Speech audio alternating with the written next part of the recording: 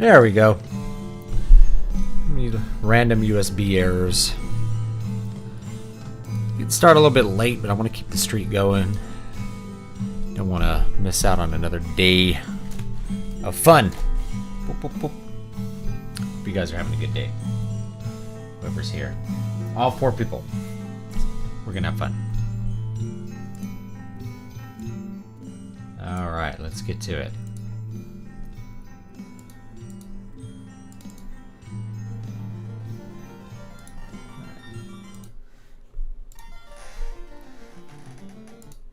Here we go.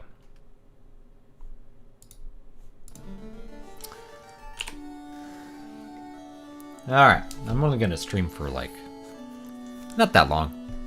Not that long tonight. Because, got to turn on the controller. There it goes. I'm using this guy tonight. There it goes. Boom. Switch Pro controller.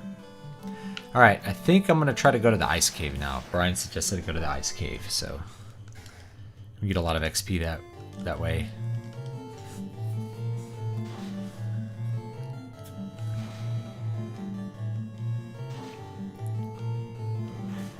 And I do have, I think, some like houses and stuff and cabins in my bag, so I could probably stop and rest like before I enter the ice cave. That'll probably help things.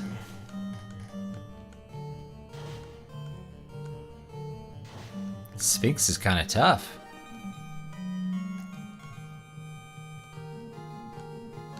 Bob leveled up.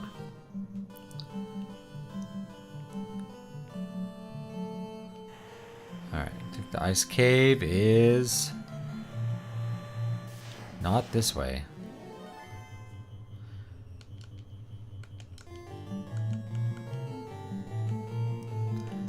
Use the heal. See if this actually does anything. Oh, nice. Bunch of free healing.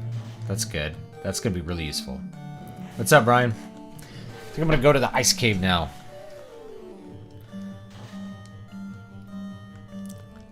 See how quickly we can get over there. Fast forward option doesn't really work on the NES emulator for some reason. I can't really get it to actually fast forward anything. Apparently I can use this again. Yeah. There we go. Free HP. I'll take it.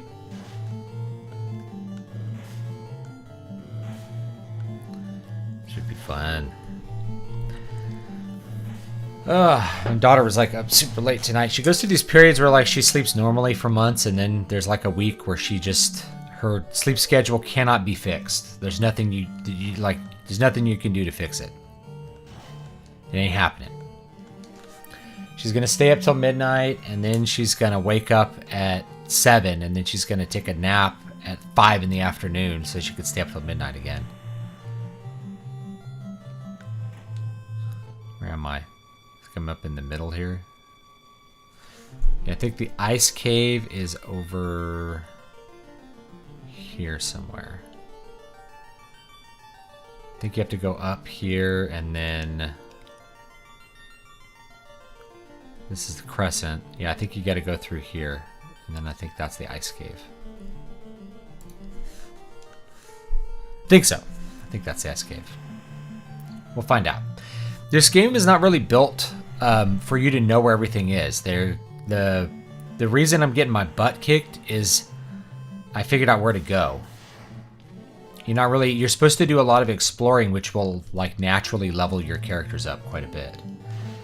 If you really didn't know where you were going and you just enjoyed exploring and grinding, then you'd find that like towards the end of the game, you'd be just really powerful. And you'd, I don't know if like I don't know if chaos would be trivial. I think the bosses in this game are just not, none of them are really very strong. I can't remember any bosses that are like, require nearly as much effort as they did in other Final Fantasy games to come, where bosses were a thing. It's like the first one you fight is Garland, and he dies in like 3 hits.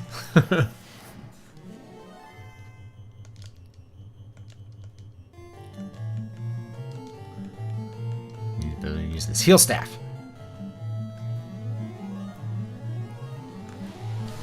So yeah, if you know, the user manual, I'd be interesting to find the Japanese user manual and see what it looks like. Maybe that's something I'll do, I don't know, at a later time. Because I bet you the Japanese manual doesn't hold your hand as much.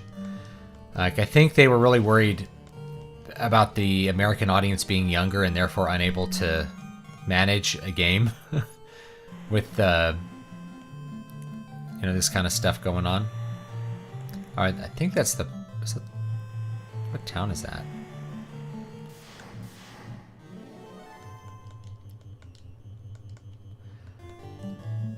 Remember what town that is.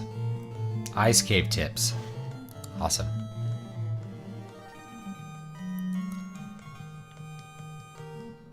All right.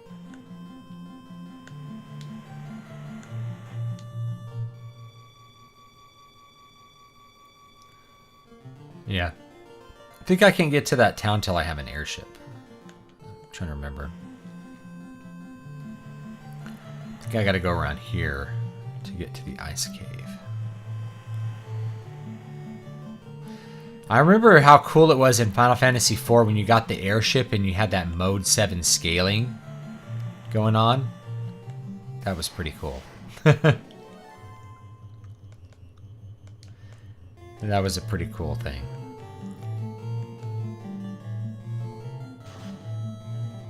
Bring plenty of soft potions. Uh-oh. Yeah, I need to go buy some of those, I guess. Walk on the damaging ice tiles to prevent random encounters. I don't know where to get the soft potions. I'm going to have to go somewhere else to get them. Because I think the Crescent Town doesn't have them.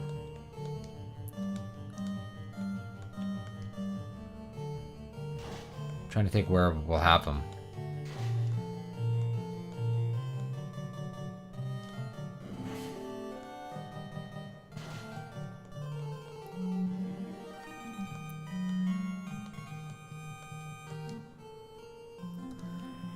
Yeah, I have...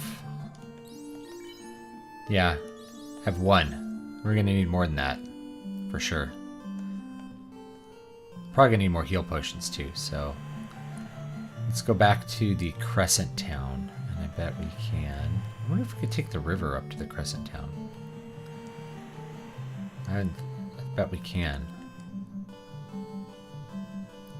That cuts a little bit of space off.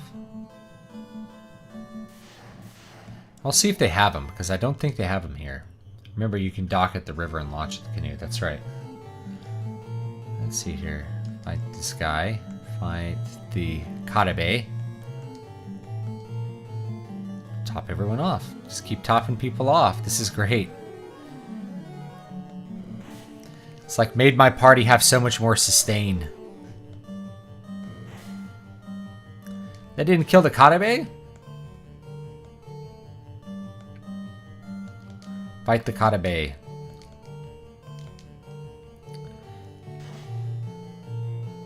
Another sleepless night.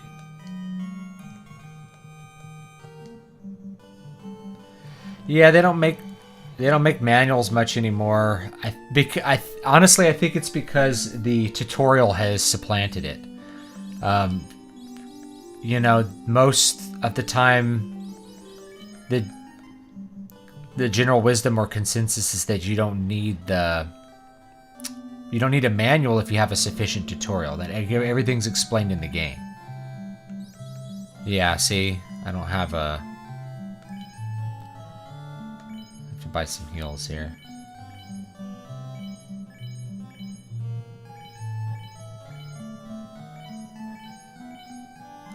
We'll buy a bunch of these. Yeah, I don't think you can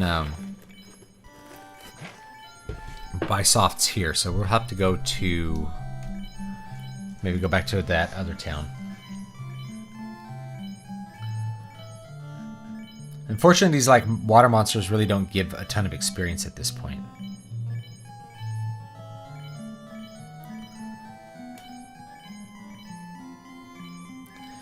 We'll buy some soft potions. Now gold's really not an issue. Like once you get to this point in the game, like gold could be an issue because some things cost 20,000, but like in Elfland. Okay, we'll go to Elfland. Actually, I can dock at this side of the continent on Elfland, I think.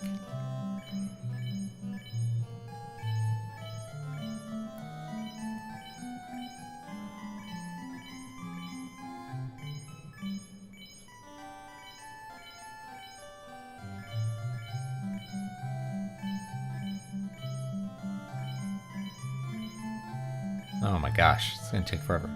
Well, I got my Wii U all jailbroken tonight, so I can play GameCube games on it. Apparently, the capability to play GameCube games is baked into the hardware, but the drive doesn't read them.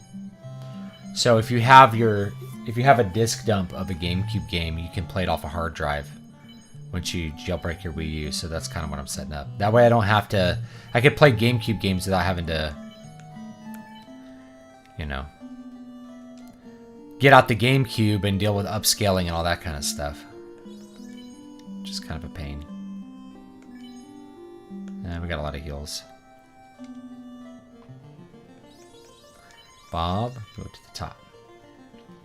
Manual where that magical extra that I used to read on my home before playing the game. Sometimes the art and design was experience itself made it worth it. Yeah. You know, complicated PC games, like a manual was pretty much mandatory. Whoa, look at these guys.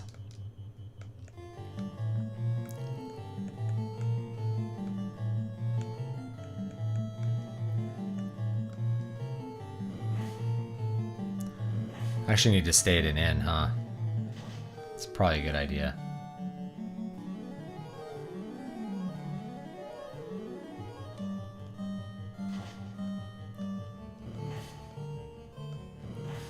After I kill these guys, I'll go back and stay at the inn.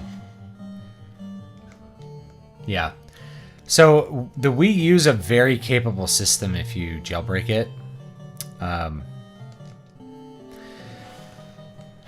There's actually a lot of systems that I think the systems that came out a couple years ago are really good to jailbreak because you can unlock a lot of the hidden capabilities that's in them.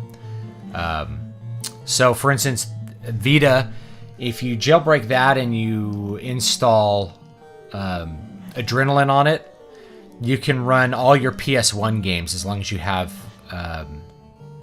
You have to convert your bin and queue files into a different kind of ISO that runs on the Vita, but yeah, you can play all your PS1 games, which is pretty rad. So I got it actually. Technically, this is for my phone. Like I got a 512 gig card. So I'm gonna put that in my phone. I have a 400 gig in my phone. I'm gonna take that out, reformat it, and put it in my Vita, and just load all my old PS1 games on it. Which would be pretty cool.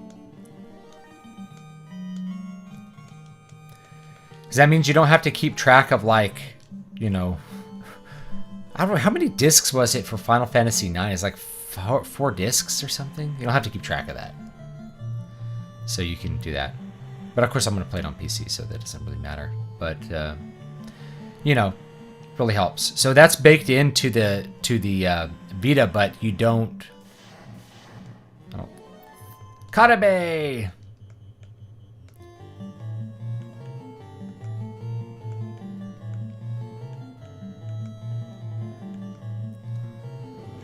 Let's kill these Katabes.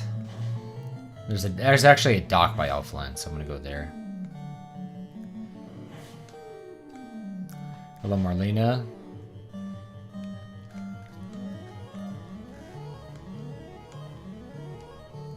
Master of Orion 3. Yeah, most people don't care. It came with the technical manual. Yeah, I remember all the all of the old RTSs had to come with a manual to tell you like what units did what, and like you have a quick reference sheet and stuff like that because there was a lot to the games. Now you just have to remember how much like all your units cost in every RTS because there's not a manual anymore. There it is, see? Easy mode. Oh! These asps. So get that set up. I think the PS3 is very... I have a PS3 launch model, and so that has the ability to play PS1, 2, and 3 games baked into it. There's basically the PS2 hardware is inside of the PS3. Like the Emotion Engine is in there. So it has full compatibility with PS2 games. I think that's like 99.9. I think there's like 1 or 2 PS2 games that use some really weird hardware feature of the PS2 that wasn't intentional.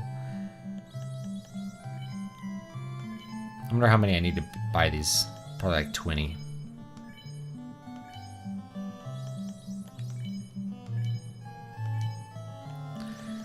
But yeah, otherwise it's fully good. So if you can jailbreak that, then you can play disk images of all those on basically original hardware, and it automatically upscales into HD. So like the launch model PS3 is just a great piece of hardware to play the first 3 generations of PlayStation 3 games if you want to, especially PlayStation 2 games, because frankly most of these older games don't look good on a flat screen TV, an HD TV, you know.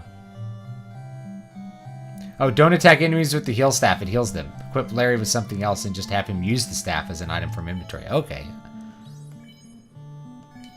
Alright, good. I'll put his hammer back on him or something. I don't think you can attack other people, otherwise you could attack your own party. Which is actually kind of cool if you think about it. I remember watching the opening cinematic in Final Fantasy VIII and being disappointed with the game graphics. I think I'm going to play the, quote, remastered version of it. I bought it on a sale for pretty cheap, so why not? We'll try it out. I don't really remember that game at all because I don't think I finished it, and I played it, you know, when it came out. So it wasn't...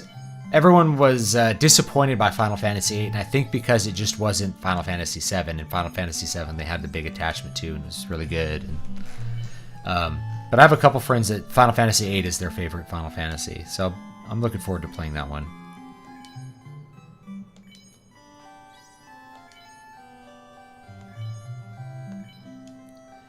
That's item. How many of these do I have? 26. That should be plenty. Final Fantasy VIII never really did it for me. I think for a lot of people is that way. I think the graphics at the time, we were like, whoa, these graphics are really good. And then, of course, they didn't really age that well. It's unfortunate. All right. The draw system was boring and the weapon upgrading was irritating. You know, I was thinking of Final Fantasy 13 had this weapon upgrade system that's just retarded and not intuitive. You can't figure out what you're supposed to do with it really at all unless you are willing to do things by trial and error or go online. And Final Fantasy 12 actually had like a getting items system that was like that. That like wasn't, it was very opaque. But you can complete Final Fantasy 13 without upgrading your weapon at all. So you don't really need to worry about it. It's really for post-game play.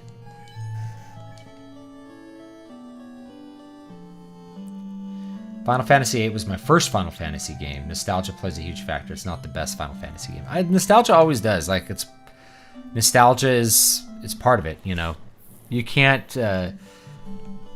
It's like always best your first time. You can't really go back and re-experience it. It's like the first time I ever played a video game. I think it was like Space Invaders. I'm like, this is amazing. So I have a lot of nostalgia for playing Space Invaders, but I don't think it's a particularly interesting game, to me at least. How did you like the Final Fantasy X upgrade system? I didn't really like the way to get ultimate weapons in Final Fantasy X. It was just like a time waste.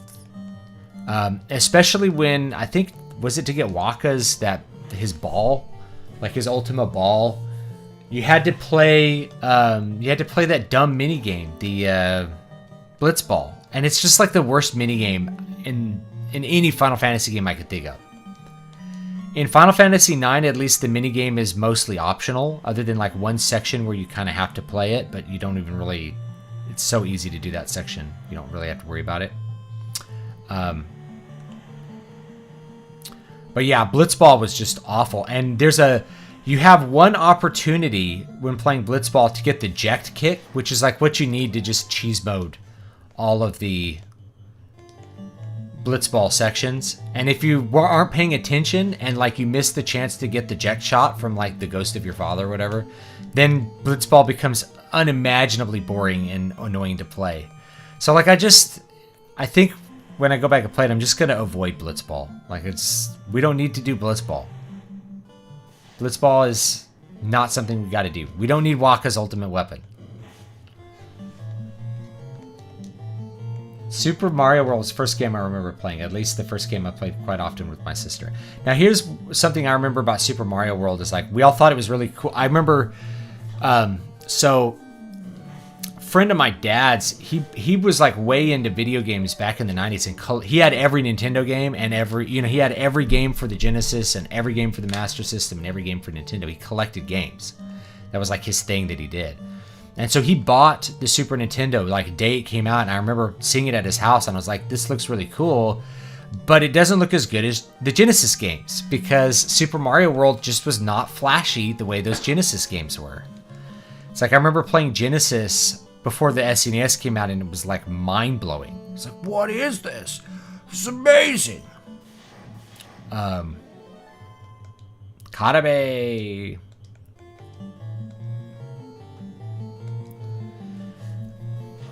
But later SNES games really blew me away. It could display so many more colors than anything I'd seen at the time. That's what made it look more detailed. The resolution of the NES and SNES is the same, and it's actually the same as the resolution of the PlayStation 1. PlayStation 1 runs at 240i. So it's 240 pixels by like 320 or something, right? It's very small. But on the SNES, it looked like there was a lot more detail because you had a lot more colors.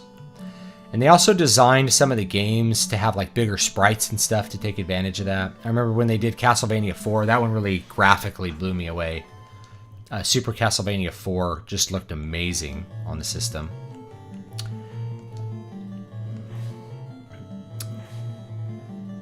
Yeah, Super Castlevania 4 looked really amazing on the system. But they had sized up Simon, and I didn't realize this till way later. I just thought like, whoa, there's so much more detail with the SNES.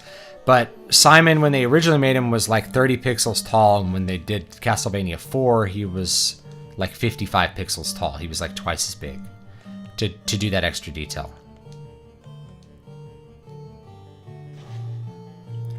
Have any party members used the Zeus Gauntlet to wipe out aquatic enemies? I don't think... Do I have it? Oh, okay. I have the Zeus Gauntlet. So that'll just do lightning on them. So that's good to know. I don't know what any of these items do. Just don't remember. I think the ice cave's up there. Hold on. Actually, I think I grabbed a map. Yeah. No. The ice cave's not up there. Ice cave's down below. It's this way.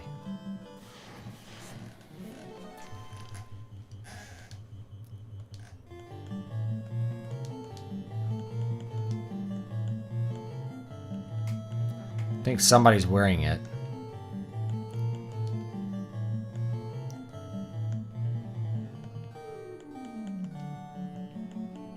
Maybe not. Maybe I don't have it equipped.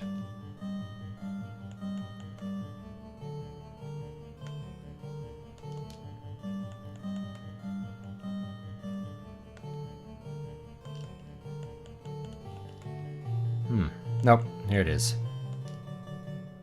Let's see what it does. Oh, it does lightning too. Awesome. Super useful. See, it was a good idea to go to the castle first, because then you get these rad items you can use. Doot, doot, doot, doot, doot, doot, doot, doot, doot.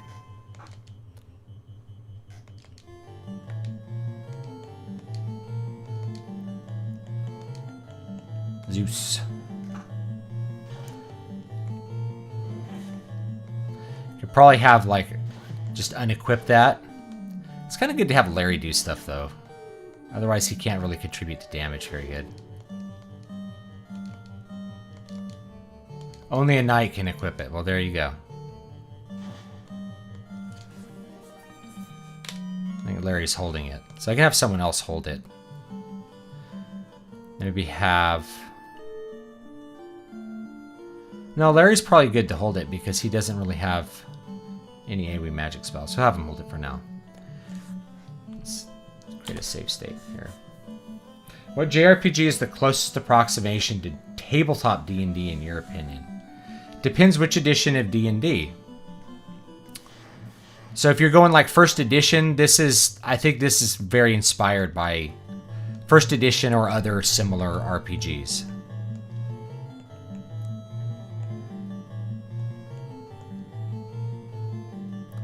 Actually, I think the heal staff might damage ghosts. Bet it does. That'd be fun. I don't know. Yeah, I don't know what JRPG is the closest. Because JRPG gameplay is really fundamentally different than D&D. But there are CRPGs that approximate D&D, especially like 3rd edition, pretty good. That'd be like Dragon Age Origins. A lot of the BioWare ones use basically a D20 system. Neverwinter Nights, of course. Neverwinter Nights. And like Jade Empire and those kinds of games. Baldur's Gate. All those are using D&D systems just straight up. So if you haven't played any of those, then those are great to play. If you want something that more approximates like the tactical alignment, I don't know. For like Tactics Ogre, Final Fantasy Tactics. It depends, like, there's different editions of D&D and they do different things. Let's just use this, we'll see what it does.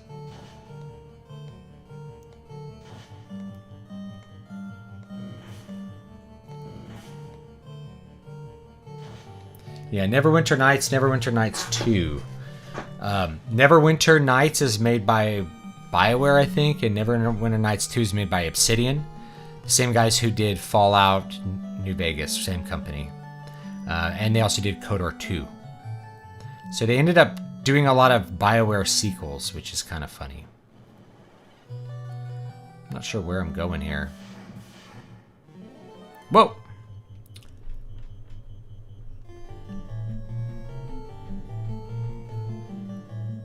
We got Image, Geists, and Wraiths. I'm not sure which one's like the more damaging, so let's find out.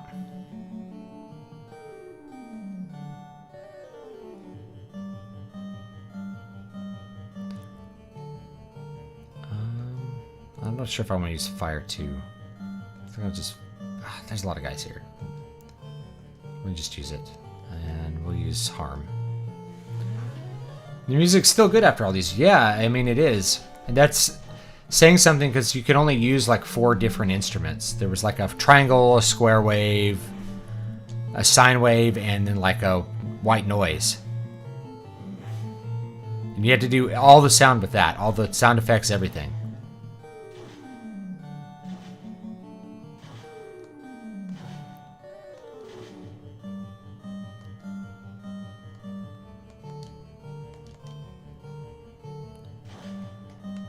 There we go. Ghost guys hit hard. Yes, they do. Not sure where I'm going here, but we'll explore. Sorcerers. I don't know if these guys are weak to anything. Yeah, I think Uematsu might have done everything through Final Fantasy 12. I know you hear themes from this in Final Fantasy 12, but I don't know if he did the rest of the music.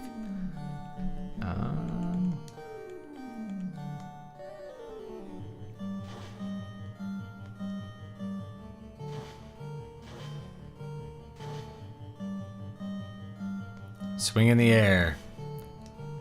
Whoa, Bob is slain. Not good. Oh, Larry's slain. We're gonna have to run away. We have to run.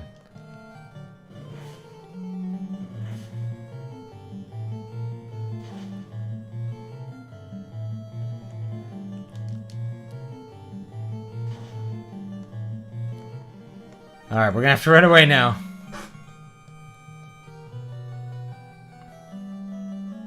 I don't know if we'll make it.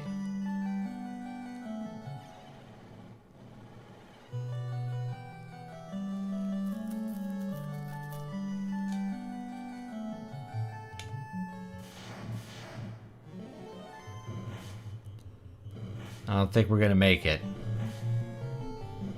This guy should be weak to lightning. Alright. I think we're gonna lose right here, though.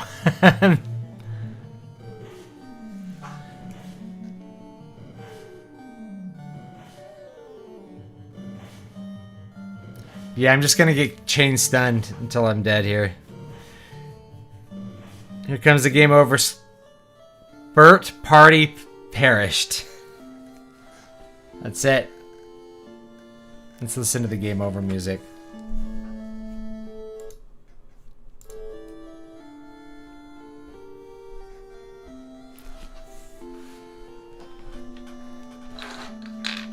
It's actually a very good, like, little counterpoint here.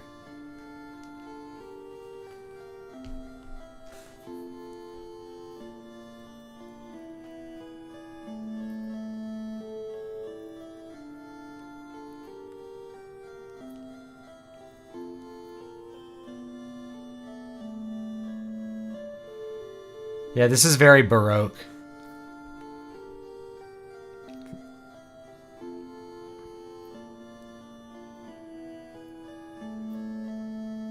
Yeah. What happens when I hit continue? It just put you back where you saved. Yeah. Well, we could do this. Just zoom on right back there, save a little time.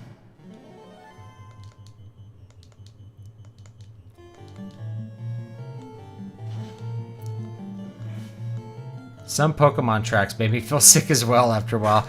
I think that's the problem. I mean, it's just the general thing with video game music is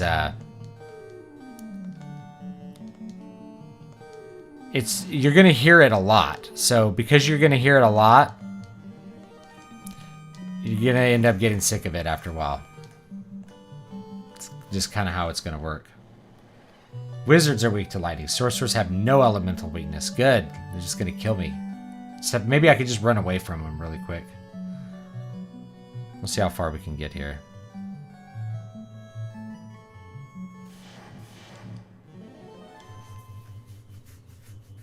Alright.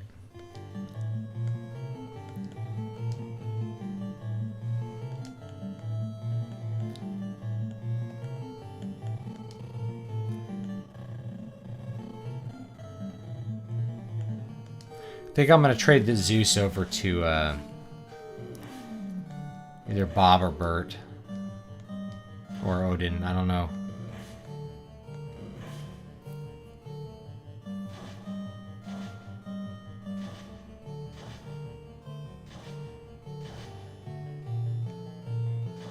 Because this way we could have done like a harm and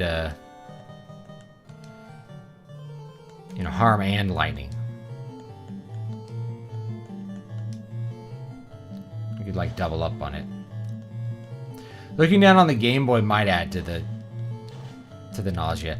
Honestly though, I don't remember a lot of Game Boy music because like back when we played Game Boy a lot, we usually played it with the sound off because we were like playing it in class and stuff. So it just wasn't as much of an issue, I guess.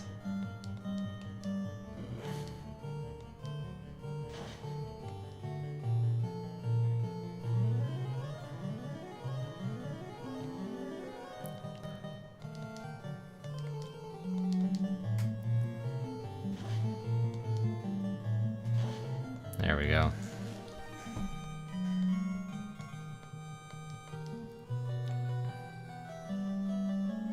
Oh yeah, that's what I was gonna do. Item. Armor. We will trade Zeus for silver.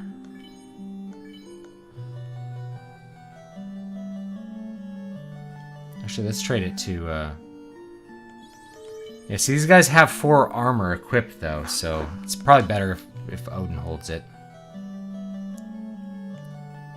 Let's see what's down here. Nothing. It's a dead end.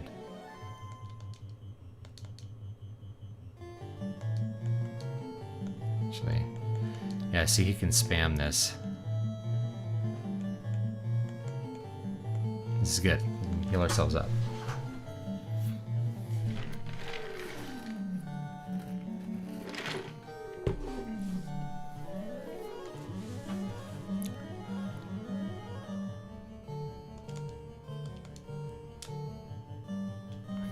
Go.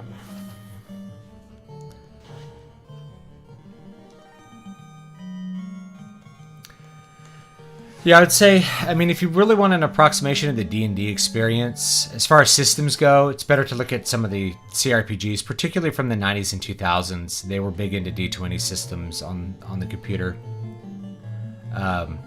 Now, though, like, there's nothing that tries to approximate D&D 5th edition that I can think of, because D&D 5th edition's not really D&D the way it was, you know. All right.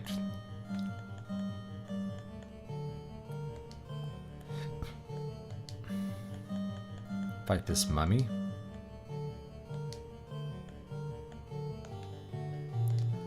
And we want magic. Fire 2. Heal staff.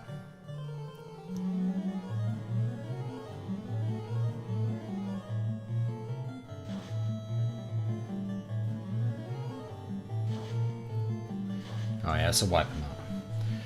Do you like the RPGs that use big numbers like thousands, or the ones that use sub 1,000 numbers like this one? I prefer the numbers to be lower as far as computability goes, but numbers usually get bigger because of the way that they've designed scaling. So if you're going with like a D20 system, scaling is very narrow. There's not a big stat difference between a level 1 and a level 5. But in games where they want your character to get like way more powerful more quickly, then you're going to end up in huge numbers because the scaling is more powerful. So in Final Fantasy IV, for instance, it takes a long time before you're hitting like for 4,000 or before you're getting into one of these huge thousands of numbers. It's a lot of play before you get there. So because of that, they have, you know, more scaling. So it scales up more. Frost Giant. I bet fire is good against this guy. There we go. He's gone. Do some of your party members not have all armor slots equipped? Yeah, 2 of them. Because I can't find armor that they can wear. Like, I bet you Odin could wear a cap. Yeah, Odin doesn't have a hat.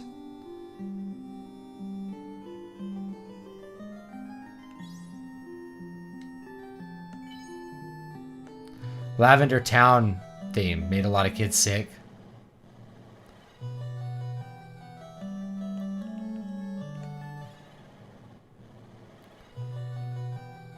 Oh yeah, I think you can walk on the ice to avoid. No, this isn't ice. This is a big room here. Which ones are... I think the Wraith is the worst one.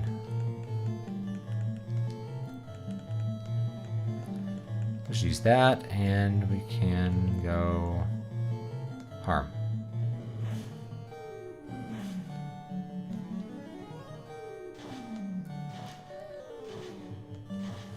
There we go. I remember getting really nauseated in Ruby Red on the Game Boy Advance. See, the only Pokemon games I played were the original Red and Blue. I haven't really played the other ones.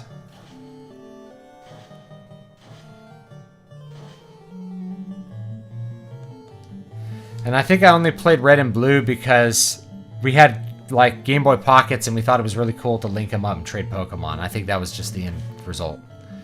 It's like, well, we'll just link them up and trade some Pokemon. That's cool. That's really cool.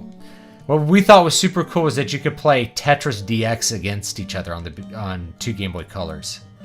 And we used to do that a lot. We thought that was like the coolest multiplayer experience ever. It was mostly that we could do it like in class.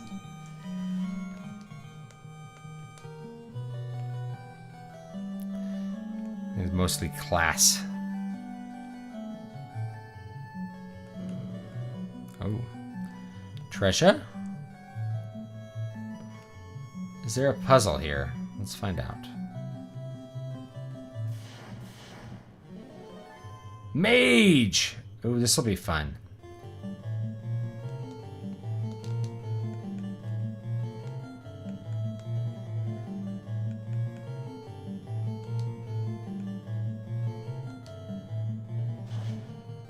Oh, rub. They have rub. I think you can get the A rub spell. I should have gotten that. And you can cast that straight away. Yeah, see.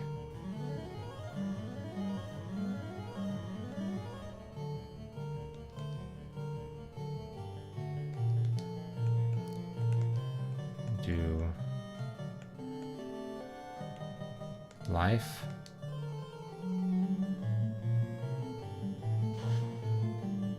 It didn't do anything.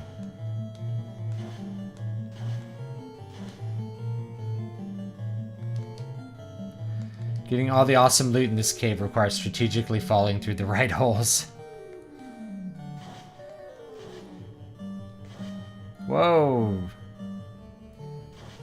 Yep, that's it. We're either gonna have to run away now, or...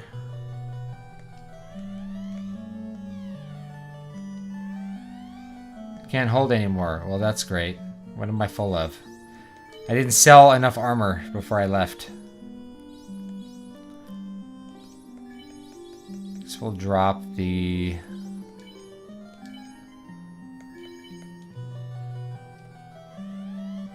cloth.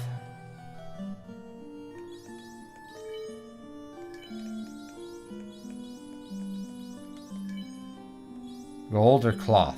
Probably gold.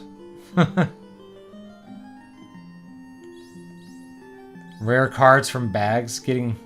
Oh, okay, yeah. I liked the cartoon when it first came out, but I really hated the Pokemon cards and didn't start trading cards until there was literally no one left to play getting up tag with. They got banned because kids were stealing rare cards from bags. That's funny. Yeah, I think that's it. I think I'm gonna have to run out of the dungeon because I can't... I need that life spell, and Larry's dead.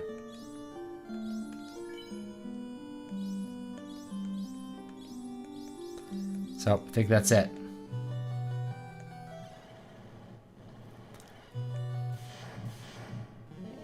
Yeah, I think we're gonna have to call it here for tonight, so... Oh well. Yeah, guys. Alright, I gotta go to bed. We'll attempt this dungeon another time. So... But I do appreciate it. So I'll see you guys next time. Have a good one. And stay safe out there. I'm gonna... I kinda want to keep people updated on... trying to like jailbreak all my consoles so that I can play all these old games a little bit easier and a little bit better, easier way. Yeah, I'll keep people posted on cool stuff to do, especially with the PlayStation Vita, which could be a really good PlayStation platform if you want to play older PlayStation games. It works really, really good, and you can actually use a... I think it's called the PS2 to Vita or something. I have it. Basically, it's a game. It goes in the game card slot, but you can put an SD card in it. And then you can get huge micro SD cards, you know, and put like your entire catalog of PlayStation games on it, and your entire catalog of PSP games, and your entire catalog of PlayStation Vita games. Like on just have it on your system. So you really don't have to worry about swapping out game cards. You just... There's plenty of room on a modern micro SD card. It's the only bad treasure in the ice cave, and that's what we got. That's what we got. Is the bad treasure. So, all right, guys. I think I'm gonna call it here, Have a good one, and I'll see you next time. And hopefully we'll finish this up this week.